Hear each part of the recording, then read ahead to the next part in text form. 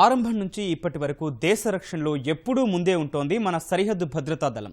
ఆ క్రమంలోనే 5 దశాబ్దాలు పైబడిన ప్రస్థానంలో ఎన్నో కీలక విజయాలు సాధించింది. అవసరాలకు తగ్గట్లే ప్రత్యేక విభాగాలు ఏర్పాటు చేసుకుంటూ ఆయుధాలు, కావాల్సిన సామాగ్రి సమకూర్చుకుంటూ ముందుకు సాగుతోంది.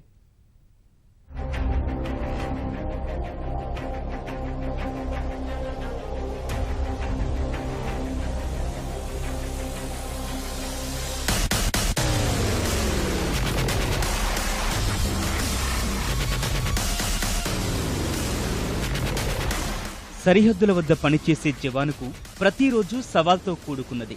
సరిహద్దుల వద్ద ఏమాత్రం కొంచెం తేడా కనిపించినా ఏం కాదు ని వదిలేసే పరిస్థితి లేదు. దాయాది దేశం కుట్రలను నిత్యం గమనించాల్సిందే. ఓవైపు ఆ దేశ సైన్యాన్ని, మరోవైపు దొంగదెబ్బ తీసే ఉగ్రవాద మూకలను ఎదుర్కోవాల్సిందే. సరిహద్దుల ఆవల నుంచి వచ్చే శత్రువుల జాడ పసిగట్టాలి. అక్రమ వలసలను, స్మగ్లింగ్ను నిరోధించడం సరిహద్దు భద్రతా దళం ముఖ్య విధులు.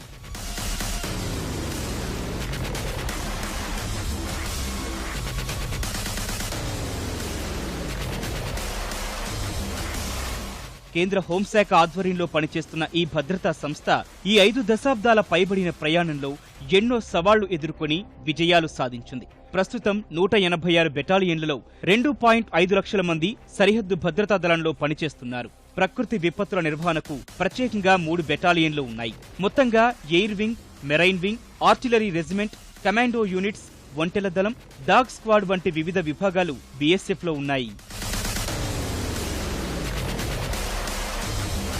ప్రపంచంలోనే అతిపెద్ద బోర్డర్ సెక్యూరిటీ ఫోర్స్ మనది.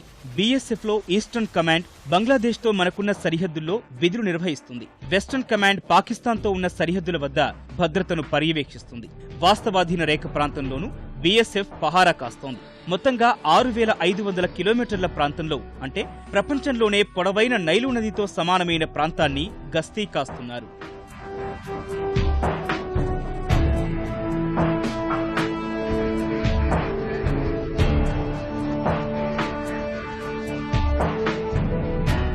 ప్రారంభం నుంచి ఎన్నో కఠిన సవాళ్లతో కూడిన లక్ష్యాలను బీఎస్ఎఫ్ ఛేదించింది. ఇందులో 1971లో జరిగిన ఇండో పాక్ యుద్ధం, 1984లో ఆపరేషన్ బ్లూ స్టార్, 1988లో ఖలిస్తాన్ తీవ్రవాదులపై స్వర్ణ దేవాలయంలో చేసిన ఆపరేషన్ బ్లాక్ థండర్, 1999లో కార్గిల్లో చేపట్టిన ఆపరేషన్ విజయ్, 2001లో బంగ్లా భారత్ సరిహద్దు ఆక్రమణల సమయంలోనూ బీఎస్ఎఫ్ కీలకమైన పాత్ర వహించింది. పార్లమెంటుపై పాకిస్తాన్ ముష్కరుల దాడి తర్వాత సరిహద్దుల్లో వారి మోహరింపుతో పాకిస్తాన్ ఒత్తిడిలో పడింది. అప్పట్నుంచి అనేక సందర్భాల్లో పాకిస్తాన్ కాల్పులకు బీఎస్ఎఫ్ ధీటుగా సమాధానమిచ్చింది.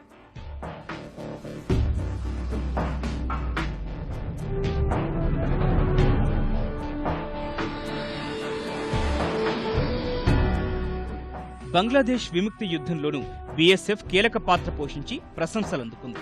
ఇంతటి చరిత్ర ఉన్న బీఎస్ఎఫ్ లో ఇటీవలే మహిళలకు ప్రభుత్వం చోటు కల్పించింది. 100 మంది మహిళలను ఇండో పాక్ బోర్డర్ వద్ద, మరో 60 మందిని ఇండో బంగ్లా సరిహద్దుల్లో, మిగతా 595 మంది మహిళలను ఆయా సరిహద్దు ప్రాంతాల్లో విధుల్లో నియమించింది. सीमा सुरक्षा बल का हमने जब छोटे थे तभी देखा था टीम में कि जो बॉर्डर पे रहते हैं वो देश की सुरक्षा करते, तो हमारे भी मन में एक जज्बा था कि हम भी बॉर्डर पे जाए और सीमा पर रहकर हमारे देश की रक्षा करें. वही कि हमें हमारे देश की रक्षा करनी थी, इसलिए हमें बीएसएफ में ज्वाइन किया. सरकार वाले सोचते हैं कि ये हमारी बेटी और हमारी लड़की यहाँ पे सीमा पर, देश की सीमा पर रह के हमारी रक्षा कर रही, देश की रक्षा कर रही, सीमा की रक्षा कर रही. वो तो दूर तो लगता है, पर फिर भी हमें गर्व है अपने आप पर, हमारे सीमा सुरक्षा बल पर और देश पर कि हम यहाँ पे इंटरनेशनल बॉर्डर पर रहकर सीमा की सुरक्षा कर रहे हैं.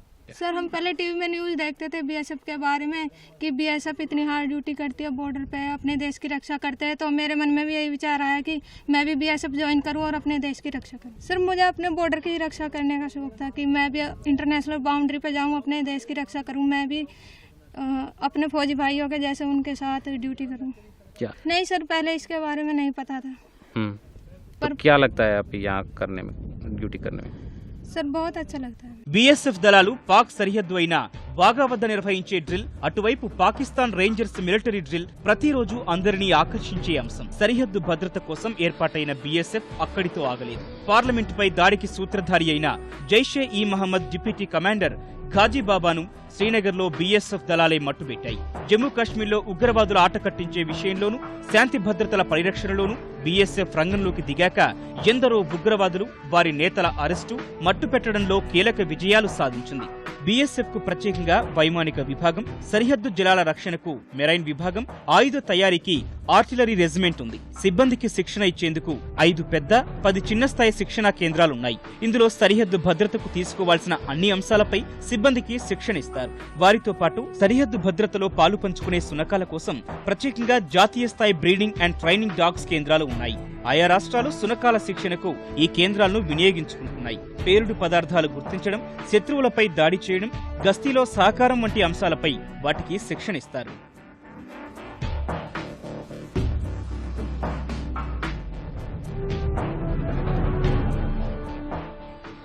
బీఎస్ఎఫ్ క్రియేట్ చేసినప్పుడు ఒక పారామిలిటరీ ఆర్గనైజేషన్గా security of the border during peace time and prevention of trans border crimes, ఈ ముష్కలు కానీ తస్కరులు కానీ వచ్చి దాన్ని స్మగ్లింగ్ చేస్తే అన్నీ చేస్తున్నారు కదా, వాటిని ఆపడానికి ముఖ్యంగా అయింది.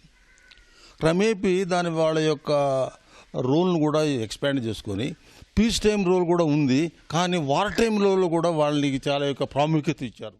వీళ్ళు బార్డర్ సెక్యూరిటీ ఫోర్స్ యుద్ధం వచ్చినప్పుడు, పాకిస్తాన్ తోటి యుద్ధం వచ్చినప్పుడు, ముఖ్యంగా పాకిస్తాన్ తోటి యుద్ధం వచ్చినప్పుడు వాళ్ళు సెకండ్ లైన్ ఆఫ్ డిఫెన్స్కి వస్తారు. సెకండ్ లైన్ ఆఫ్ డిఫెన్స్ అంటే అప్పుడు రోల్ చేంజ్ అవుద్ది. ఆర్మీ బార్డర్లోకి పోద్ది, బీఎస్ఎఫ్ వాళ్ళు వెనక్కి వస్తారు. అప్పుడు బీఎస్ఎఫ్ మొత్తాన్ని ఆర్మీ కింద కమాండ్ అండ్ కంట్రోల్ కింద పెడతారు. వాళ్ళు కూడా యుద్ధం చేసే కెపాసిటీ వాళ్ళలో ఉంది. సరిహద్దు భద్రతా దళానికి ప్రత్యేక కమాండో గ్రూప్ ఉంది. అదే క్రీక్ క్రొకడైల్ కమాండోల బృందం. 1965, 1971 తర్వాత గుజరాత్లోని క్రీక్ సముద్ర మార్గం ద్వారా దాయాది దేశం నుంచి ఉగ్రవాదులు ఎగుమతవుతున్న చూసి ఆ చొరబాట్ల అదుపు కోసం మొదటి కమాండో యూనిట్ క్రీక్ క్రొకడైల్ ను ఏర్పాటు చేశారు. అలా 125 కోట్ల ప్రజల రక్షణలో బీఎస్ఎఫ్ జవాన్ల పోరాటం అసమానమైంది. ఉగ్రవాదుల దాడుల నుంచి ఉండే ముప్పును వారే ముందుండి ఎదుర్కొని ప్రాణాలు వదులుతున్న ఘటనలు కంటతడి పెట్టించక మానవు. వారు అలా ప్రతికూల పరిస్థితుల్లో నిర్వహిస్తున్న విధుల కారణంగానే దేశ పతాకం సగర్వంగా ఎగురుతుంది అనడంలో సందేహం లేదు.